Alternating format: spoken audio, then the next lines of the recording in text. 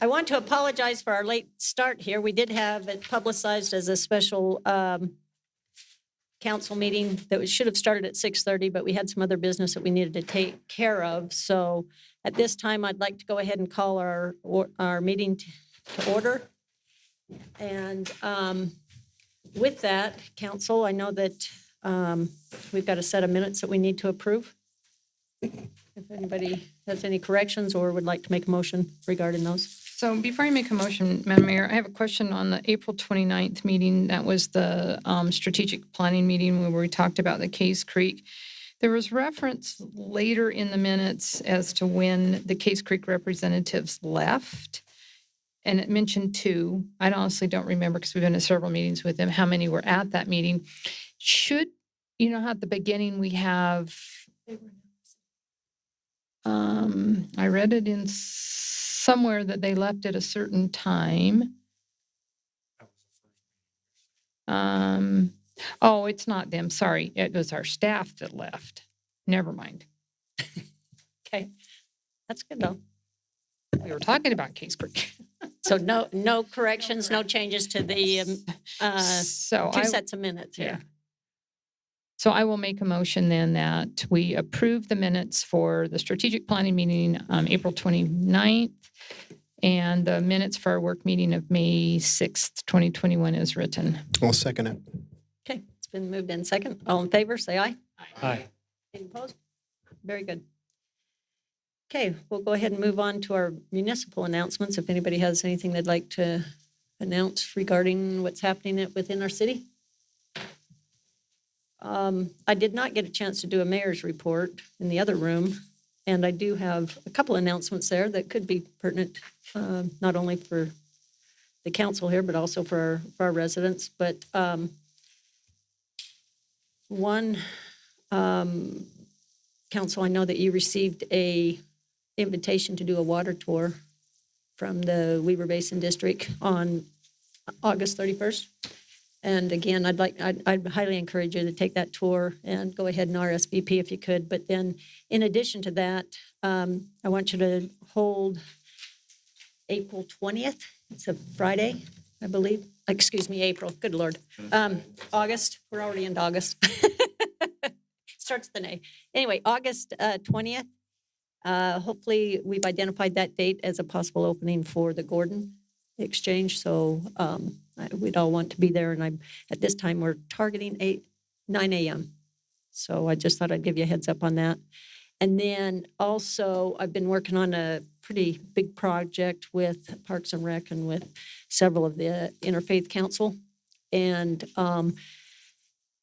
on September 11th, it's actually a national day of service in kind of a tribute to the 25th anniversary of the Twin Towers as well. And so we're actually organizing a large day of service here within our city. So I want you to be aware of that. And we'll, as we put together, we've got a list of projects and everything that we're doing, and we're just called some folks in to kind of help us with that. So again, hold that date open as well, and we'll keep you informed or look for more information coming on that. So anyway, I know I tied that all together and as far as municipal announcements and my mayor's report, but I thought it was important that I get that out there for you. So does anybody else want to have any announcements? Okay, seeing that there's none, let's go ahead and then move on to item number 3, which is a consent item that we need to deal with. And that presentation is going to be presented by Carl, and it's Cluton, right? Keaton? Yes. Sorry, I couldn't No read the worries. writing there. Mayor, member, sorry. So yeah, if you don't mind, go ahead and fill us in on this interlocal agreement. Okay. I know time is short, so I'll be respectful of your time, Mayor and Council. My name is Carl Keene. I'm the Communications Manager at Layton Police. I'm also the Project Manager for the Davis Area Public Safety System project that we're working on right now. You may remember back in September of 2020, we met and went over some of the concerns that we had in the county of things being inefficient and in communication on critical events and our 911 transfers being more than what the state statute allows, as well as not being able to support the new paramedic program underneath our current system, since we have 4 different public safety systems within the county that are operated by 4 different entities. So at that time, we talked about how we like to work towards having one combined system which serves all of the agencies, police and fire, across the entire county. And we're at a point right now, we've been meeting for several months and going over all the different options. And we have tentatively selected our vendor, which is the same one that we've been using for the last 18 years here in Layton City, as the vendor to provide a single public safety system across the entire county. That's Spillman Flex provided by Motorola Public Safety Solutions. We are proposing a shared funding model where all of the different entities in the county that will be participating will share the shared costs of the new system. Layton's share comes out to about 22%, and those are all outlined in the interlocal agreement that's before you, and it's all based upon population in the county. That interlocal agreement before you also outlines who owns the system and how it's operated, plans for any future changes or expansions or changes as we need, as well as sets out the governance for how the system will be operated by the disparate cities and the county that will be operating this together as a shared system. So we're looking at about a 12-month implementation time to get this system up and running after we do sign contracts. Some of the benefits: it will reduce the response time for emergency personnel. It'll increase the safety of our citizens and our public safety responders across the entire county. It will also support that seamless dispatching of paramedics. Will reduce the number of 911 transfers and will allow us to comply with that state statute that requires us to be under the 2% in a few years. And it will really increase the resiliency and the redundancy of the public safety system in Davis County. So staff recommends that the council adopt and approve Resolution 21-37 and authorize the mayor to sign the necessary documents. Are there any questions? Council? I just have a couple. So it's a 50-year contract from what I read. If there's a consolidation or a unified dispatch that end up developing in one location citywide, would this cover that, or would that be disbanded and something different be put in? This covers that's kind of 2 different items. So we've got this as the shared public safety system, and then we've got the actual makeup of how many dispatch centers are operated within the county. This agreement would not affect or not relate really with any changes to how many entities are having a PSAP located at them. Okay. Other than there are some clauses in there, especially in Appendix 1, which talk about if an agency stops participating as a PSAP, what the structure of the governance would be under those circumstances. That would be the effect. Okay. And then this isn't really a problem, but it's a concern I have, that this agency does have a county commissioner sit on the governance board, but we don't have anyone representing the local councils. And we do have our city managers from the entities. And this is maybe a question for Alex, is for the expenditures that might come out of this, future software, whatever, will you bring, or will the city managers bring that information back to the local councils to discuss before the expenditures are made? Yeah, I think that certainly could be an expectation. We could do that. I don't think they're going to be significant over time. I think the reason that framework was looked at was because largely it's an operational governance. There may be a financial issue from time to time, and there needed to be some structure if you have disagreements operationally between the various entities, that then this extra board, the city managers and the county commission, could get involved in resolving those issues, maybe over preferences. But I think largely the decisions will be driven by, what's operationally the best. And there were some finances, obviously, but yeah, we could certainly do that. But I don't think they're going to be significant going forward. Well, we have 22% of whatever expenditure that there is, and that was just my concern. And then in looking at our city, at the budget that we're going to address in the next meeting, there's $153,000 in that budget for dispatch shared server. Is that what this is, or is that something different? Yes. That's it. That's it. Okay. Okay. Mr. Morris, you had a question? Yeah, I'm curious, this agreement, is this common in the state, or are we leading out with this, or are we behind? Should we have already done this, or are we just curious? There are other relationships in other counties. So Salt Lake County to our south has a relationship between the two large centers there. VEC and Salt Lake City are actually consolidating their CAD system right now. They began that process many years ago, and it's coming to fruition right now. Weber County is a consolidated dispatch center, so Weber and Morgan counties have one CAD and RMS across the entire county.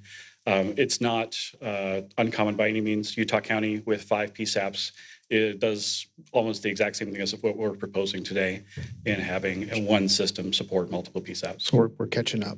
We are catching up. Okay, thank you. Council, does, Just one other quick question. So I know we've used Spillman for years. The other agencies, Bountiful, Clearfield, and the county, is Spillman going to be new to them, or is that something they've utilized as well? Clearfield and Davis County are currently Spillman customers. Clearfield's been a customer for more than 20 years, longer than us. Davis County is also a long-term customer.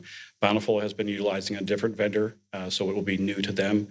We plan on assisting them and helping them get up to speed too, so everyone has similar experience with it. Okay, great. Thanks. Just a quick question, maybe for Gary. Based on the population size, as accounts for your percentage of what you're paying, with Layton having a 22%, and we have a lot more build out to come. Someone like Bountiful or someone in that nature probably built out pretty much. So does that mean that increasing costs will come as the population increases, or is the effective date of the agreement when we sign it? So my understanding is the effective date of the agreement governs. There is accommodation for amendments to this over time, but I don't see anything in it that I just went through real quick and did a quick review after reading it once, but I don't see anything. Carl, do you know of anything in there that might No, as far as increase? If populations would change significantly, I'm sure that could be re-looked at. This is for the ongoing costs over the years, which whether our share is 22 or 23 or 25 would be a relatively small amount of money difference when we're looking at these ongoing costs. What's full build out population for us? This is a 50-year contract, right? So what are the estimations for full build out? I think it's varied, but roughly 120, 118, 120. So if it's an effective date now, that's better for us. That was my point. Yeah. If it grows, then we have more, which we're going to pay anyway. I was just curious about the effective date, so thank you. Yeah, and one thing to note, I think Carl touched on this, is the way the contract is written. The contract is really between the 4 PSAP operators. So there are other entities that don't have their own PSAP that would contract for services from one of those PSAPs. So over time, it's not a prediction, but it's certainly a possibility that over time, as that physical consolidation may take place, you may have somebody who's now being dispatched by somebody else decide to go with us. If they come with us, that's going to increase our percentage of population we're dispatching to, but there'd be a contract. We're paying for our citizens, but if we're dispatching for another entity, by contract, they would pay us for our costs in doing that. So we think it'll stay fairly constant. Also, one of the things Carl's been great about is if there may be outside of the shared system, we each have individual components. Maybe there's a system, a module that we really want in Layton, but the other PSAPs, it isn't important to them, but it is to us. Well, then we pay that our own cost for that. So anything that's not shared, you can put it on the system. It meets all the appropriate criteria and safety, but you have to pay for it totally. So the only thing that's shared is things that are truly shared, and that allows independence and flexibility, but it also makes sure that nobody's subsidizing anybody else. Everybody's paying their fair share. Could I also point out, Mayor, members Absolutely. of the council, that subsection 7 actually allows for, it's a 50-year contract, but any consortium member can actually withdraw as long as they've met their minimum obligation under the agreement, because there is some base equipment that needs to be purchased by the entire group. So once that is met, we can withdraw with 1 year notification. I don't foresee that happening, but there is that provision in there. Okay. Anybody else have any other questions? Okay, if not, then I'll look for a motion regarding Resolution 21-37. Madam Mayor, I move that we adopt Resolution 2137, the interlocal agreement regarding shared public safety and information systems as it was produced. Second. Okay, it's been moved in second that we adopt item A on the consent items, Resolution 21-37. All those in favor, please say aye. Aye. Any opposed? Very good. Thank you, council. That draws this, that's the last item that we had on our agenda for our special meeting. So I would look for a motion to close this meeting at this time so we can go into our next meeting. Make a motion that we close this meeting.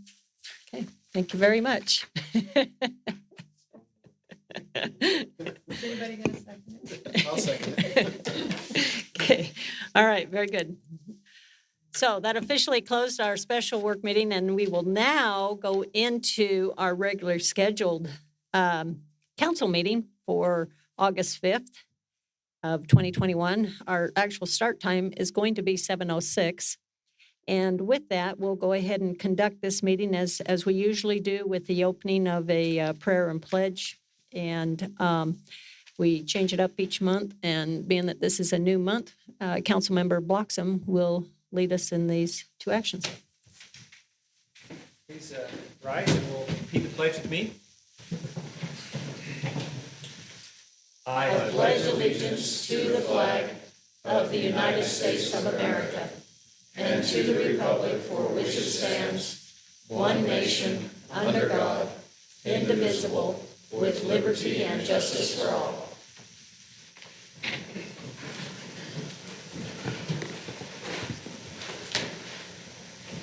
Our Father in heaven, we are grateful to gather together today as a legislative body and members of the city and citizens to discuss the agenda items today. And we're grateful for the nation in which we live in and the constitutional freedoms that we have. We're grateful for the great state we live in and the city that we are able to serve. We ask thee to please bless us with thy spirit, that we may be able to have our minds enlightened and that we may be able to conduct our business in a way that would be pleasing unto thee and beneficial to those with whom we serve. We are grateful for all the blessings that thou gives us, especially to live in this wonderful city. Please bless our residents that they may be safe and that they may be able to conduct themselves in a way that will be pleasing unto thee. Again, we ask for thy spirit to be with those who will speak today and those who will take part in these discussions, that we may do so in a way that is conducive to good governance. And we say this in the name of Jesus Christ. Amen. Thank you very much, Councilman Bloxham. Okay, Council, we'll go ahead and move on to item number 2, since this is a meeting that we need to stick specifically to the topic. I'm going to go ahead and turn the time over to Tracy Probert, who's our finance director, to educate us on the property tax increase. Mayor, members of the council, I'll just give a brief introduction here. We're waiting for I'll talk a little slowly so that the screen can come down and the slideshow can be presented. But after this brief introduction, we'll hold a public hearing and accept public comment on a proposed property tax increase that's part of the 2021-2022 budget.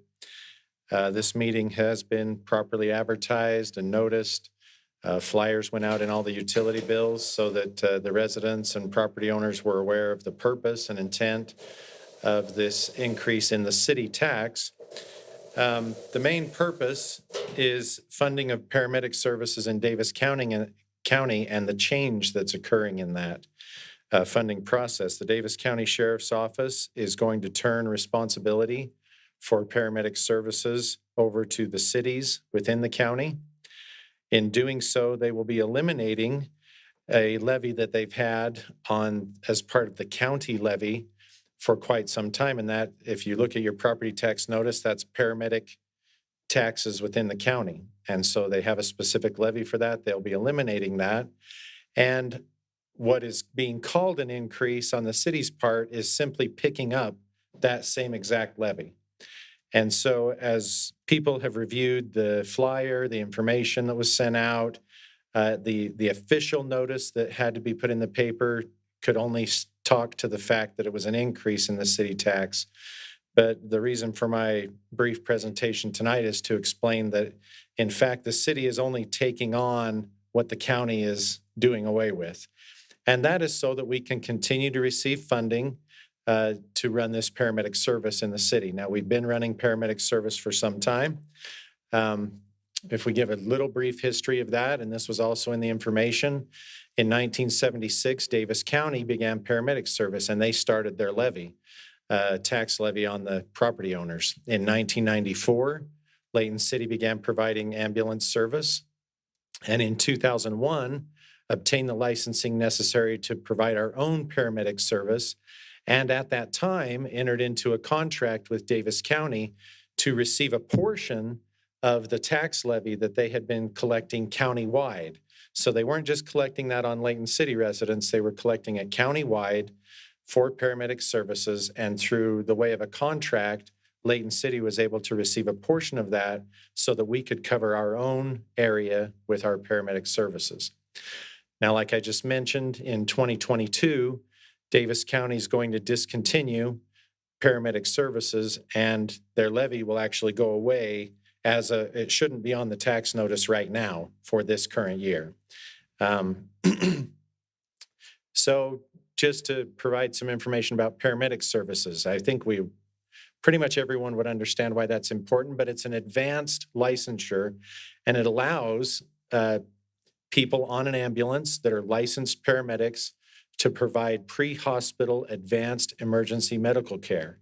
That's more than just someone that comes into your house and says, okay, we need to get you to the hospital, and throws you on a gurney, and they can't really do too much except transport you, right? These individuals have advanced education and licensure. They can provide advanced life support in cardiac situations, monitor cardiac machines in case someone's having a cardiac arrest, advanced airway management, IV administration. They do administer a wide variety of medications, and they're licensed to do that.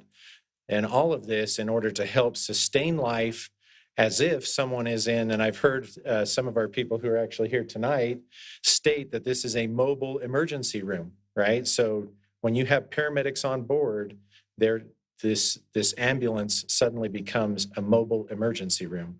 Obviously, these individuals are not, emergency room physicians, but they do work very closely and have advanced training, and there's a contract with a physician that comes and talks and teaches these individuals all the time in different techniques to help sustain life until those individuals can get to an emergency room. So that's why this service is so important, and why, given that the county is discontinuing their side of it, we would want to maintain the funding in order to continue that service. Most of this slide I've effectively talked about. The one thing that I probably haven't is, well, a couple of things. The county continued to grow, so why did they decide to discontinue their side of that service, or to transition that over to the cities? And that was mostly because as they studied the different areas of the city, the growth, population, and the needs, it's more efficient and effective for that to be provided at the individual city level. And what does that do for Layton City residents is that it actually enhances the service. At the present time, we have paramedics in our city, but some of the surrounding cities don't.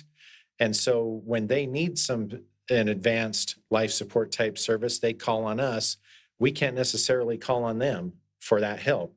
Once all of the cities are involved, then if we're overloaded, or we're in a mutual aid type circumstance, an emergency large scale event that happens, we would be able to call the same level of service into our city from surrounding cities. And so Layton City residents actually will benefit by all of the cities being involved instead of it just being a few and a special service district to the south. So that's why the county, along with all of the emergency responder personnel throughout the county, meeting together, decided this would be the most effective and efficient way to provide this vital service. So as far as taxation goes, that's the reason for our meeting tonight, is to receive public comment. I make the statement here, no tax increase for Layton City property owners. That statement is made related to this issue, right? Layton City is not proposing any other property tax increase except for the provision of funding for paramedic services. And in that case, we are just taking on, like I've already mentioned, the levy that the county is dropping. And so what that means related to this service is a neutral effect for property owners in the city. It doesn't mean that a property owner's taxes won't go up for some other reason. There are a number of other taxing entities, most of which are holding public hearings this year. And so, a property owner might look at their tax notice and say, well, mine went up.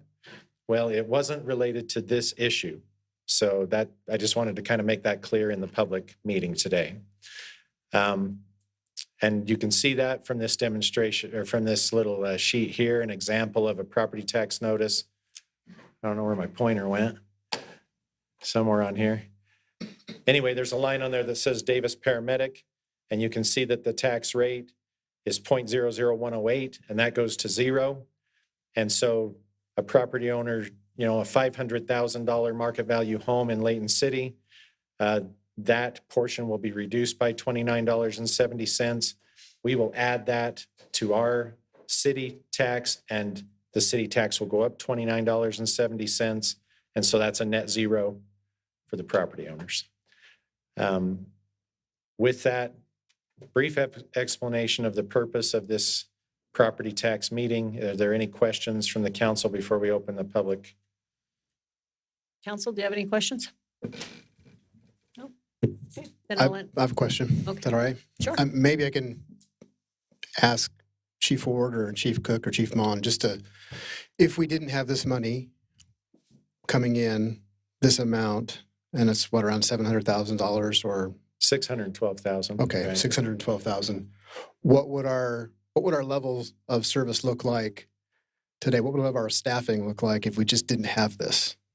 Well, I believe right now, and you can correct me if I'm wrong, we fund, we'll just let. Thanks, Chief Ward. address it.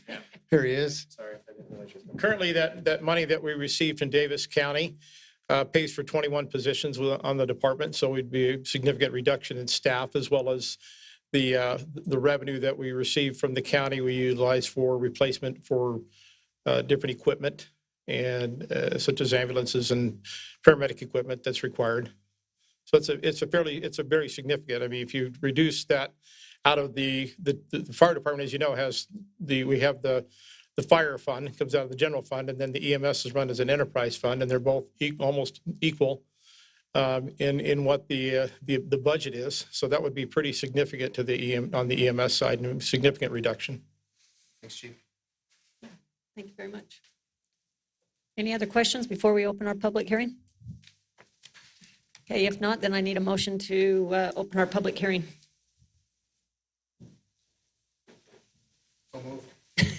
Thank you. Okay. This is a public hearing regarding the property tax increase. So at this point, we'd entertain any comments from our citizens. You're welcome to stand up to either side of the podium. We'll need you to state your name and address for the records and share your views with us. So the time is now yours.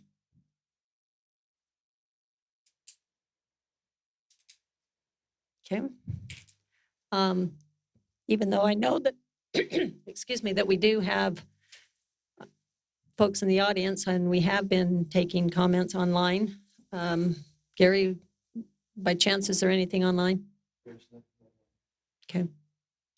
Okay, seeing that there's nothing online and we don't have any comments from those who are here in attendance, I'll go ahead and entertain a motion to close the public hearing and take action. Well, just to close the public hearing on this one item. Make a motion that we close the public hearing. Okay, thank you. Okay, being that this is part of this particular item is also part of item number B on our agenda. Sorry. We'll go ahead and have Tracy present item number B, which is the adoption of the budget, which would also include the tax rate. Dawn did. So Tracy, go ahead. Yeah, so thank you, Mayor, members of the council. Tonight I have ordinance 21-14, which is to adopt the budget, tax rate, and the compensation schedule for elected statutory and appointed officers for fiscal year 21-22. We've reviewed the budget various times. Nothing has changed since the last time we reviewed the budget in June. We adopted everything except for the tax rate because of this public process that we needed to go through. The overall budget, all funds for the city, $109,178,789. $40,865,375 of that is the general fund, which relates to property tax, sales tax, and the funding of general operations of the city, police, fire, streets, and so forth, administration, et cetera. At this time, I don't know if there are any questions that the council might have related to the budget. I have one, and I think I know the answer, but I just want to get it clarified. So we'll adopt this, but we have the ability to make changes as the year goes on, correct? Correct. Okay. So as the because- year goes on, if there's something that comes up where we need to amend the budget, we do have to go through a noticing process so that people are aware that the budget that's been adopted is going to be amended. And we usually do that at about a mid-year point just to clean up little items that come along. But if there was something large that would actually cause us to go over budget, then we'd bring that in advance of signing a contract or anything like that. Okay, the reason why I'm asking is because I'm hoping that at some point we're going to look at the salaries for our public safety because of what's going on in the environment around us in other cities. And I don't want to, hopefully that doesn't wait a year to be discussed, so we don't lose good people over it. So just wanted to make sure that was something we could look at, even if we adopt it today. Yeah, we can open the budget anytime the council wishes to do it. Okay. Any other questions, council? So if there aren't any other questions, I would recommend that we open a public hearing related to the budget. And Okay. Would someone like to make that motion to open this public hearing regarding ordinance 21-12, 14, excuse me?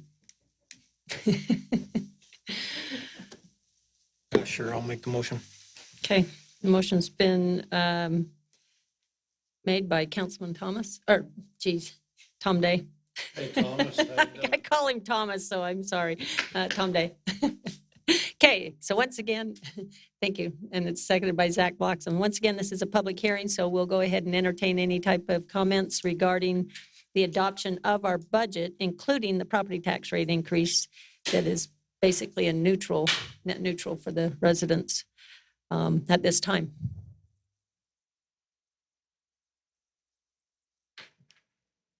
Okay, seeing that there's none here, let me ask Mr. Crane if by chance he has one. There is one question online. Okay. This might be better directed to, I don't remember the statement being made, but it says, if we do not adopt the new plan for emergency services, you said the west side would suffer. Is that at a current population or future? I don't think that was accurate, but maybe Chief might be the best person to respond to that. Okay.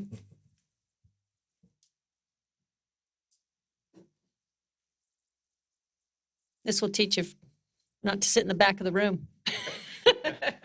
I'm not quite understanding that the perspective of that. I mean, currently we provide paramedic service with 2 units under this provision.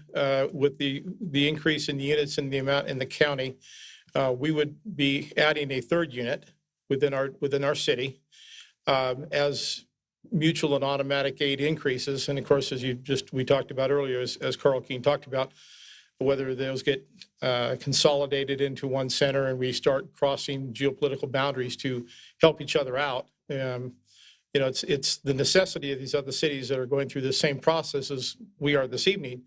They're having to increase their property tax rate, even though those cities had been paying to the county, as far as their county levy, they were paying to the county. Now they're going to do the same thing we are and going to receive that money directly as they stand up these services. So by having our neighboring cities now provide paramedic service, that will enhance the ability, because currently our neighboring cities don't.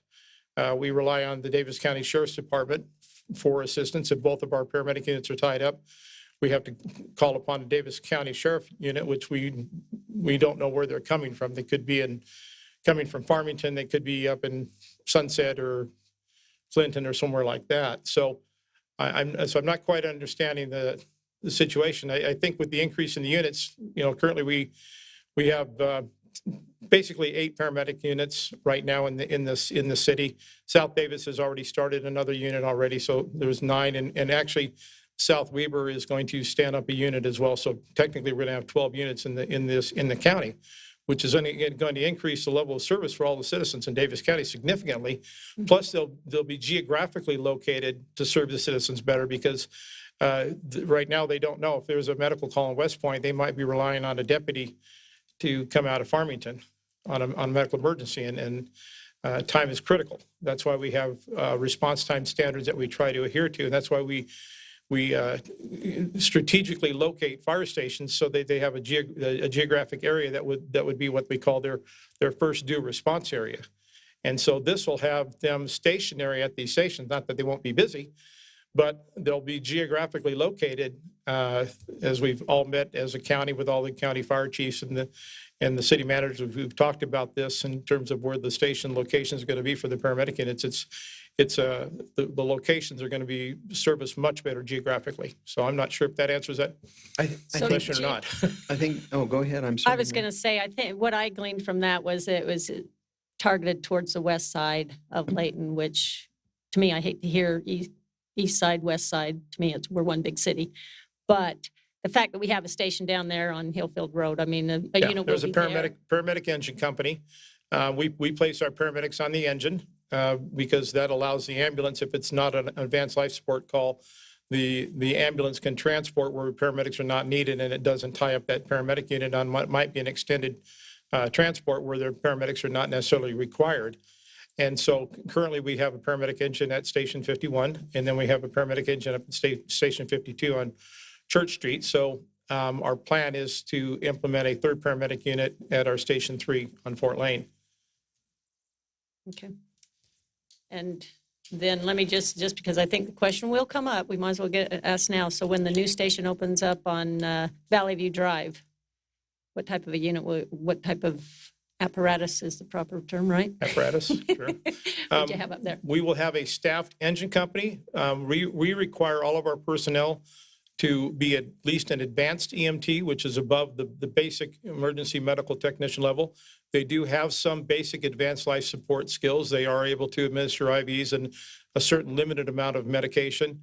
And so they do have some advanced life support skills. And so that engine company and an ambulance will be stationed up at Station 4 as well as a brush unit that they'll be able to cross-staff as well. Okay. Thank you. I really appreciate that. Don't go away. But wait, So- there's more. I believe Chief answered the primary question. That is that the service will be enhanced, no matter where you are in the city, it will be enhanced. And then the follow-up question was, is that looking at current status of service, or is it actually planning for the future as well, in the way that that we will be staffed and in the way that we're essentially funding it today? Well, yeah, we will increase as well. I mean, that's all part of our plan, and the master plan within that county is the additional units that South Davis would have has started a third paramedic unit. We'll have a third paramedic unit, and all of the other the entities in the cities will have a single paramedic unit. Not to say that in 10 years from now, 15 years from now, with population growth, some of these other cities or districts, North Davis Fire District may put a second paramedic unit in operation. South Davis Metro may add a fourth paramedic unit. I mean, it just depends on growth and call volume, and that's going to drive it in response time too as well. Mm-hmm. We have about half the time we have multiple calls in this city, not always paramedic level calls, but we with now that we're run probably close to 7,200 calls this year, you can imagine with 80% of those being emergency medical service in nature, there's a lot of times we will have an overlap, and we may have to call on these outside cities to support us just as we support them. So there's one more question from the same person, Aaron Sandberg, and it says, is there an opportunity to make more revenue from emergency services being loaned to other cities, such as can we charge them more over time? I guess the question is, if we're loaning services outside of our area, do we charge for those services? And I don't think you make money off No, of it. we don't. With our neighboring cities, we operate under a mutual aid agreement, and basically it's an automatic aid agreement, which will be enhanced now that we're getting a little bit more improvement on our communication side. We operate on a mutual aid basis. So if all of our paramedic units are tied up and we have another advanced life support call that's on the south end of the city, we could anticipate that would be Kaysville. On the west side, we could anticipate it could be Syracuse. On the north end, it may be North Davis Fire District, or it may even be South Weber. So we do have good surrounding cities that are going to be providing paramedic service that are in that process. Thank you. That's it. That's it? Mm-hmm. Okay. Thank you. All right, thank you. Thank That was you. a good explanation there. We appreciate it. Okay. Seeing that there's no other public comment regarding the adoption of our budget, council, I'll look for a motion to close our public hearing and take action regarding ordinance 21-14. Madam Mayor, I make a motion that we adopt ordinance 21-14, which is to adopt the budget, property tax rate, and compensation schedule for elective, statutory, and appointed officers for fiscal year 2021-2022, and close the public hearing. Thank you. Perfect. Is there a second? Second. Okay, it's been moved in second. Being that this is an item regarding money, I'm going to go ahead and take a roll call vote on this.